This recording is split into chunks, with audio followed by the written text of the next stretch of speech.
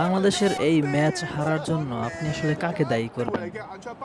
মানে কোচকে দায়ী করবেন নাকি দেশি প্লেয়ারদেরকে নাকি ফরেন প্লেয়ারদেরকে? ফরেন বলতে আমাদের দেশি যারা প্রবাসী তাদের জন্য কথা বলছি।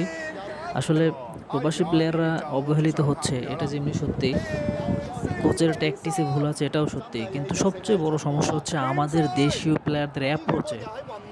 প্রথম আমরা একদম ফার্স্ট হাফে গোল দিলাম, এগিয়ে গেলাম। এরপরে আমরা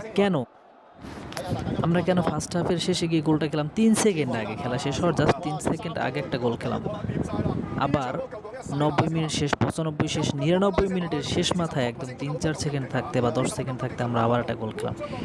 আপনারা যদি প্রথম গোলটা বিশ্লেষণ করেন তাহলে বুঝতে পারবেন ফাহিম একজন স্ট্রাইকার, তার আগে একজন ডিফেন্ডার আছে যে বল ক্লিয়ার করতে চাচ্ছে, কিন্তু বেশি বোঝা লোক আমাদের বাঙালি গেল সেইখানে জোর করে হেড দিতে, হেড দিয়ে বল দিল ওদের পায়ে। মানে যেই কাজটা ডিফেন্ডারে সেটা যখন স্ট্রাইকার করবে তখন তো ভুল করবেই স্বাভাবিক। আর তাছাড়া সে একদম এলোমেলো, মানে সে কোনো উদ্দেশ্যহীনভাবে শট দিয়েছিল।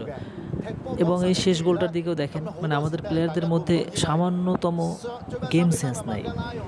এরা কিভাবে বাইরের প্লেয়ারদের সাথে আসলে একসাথে তাল মিলিয়ে খেলবে, এই জন্য আরও বেশি সমস্যা হচ্ছে। এর চাইতে শুধু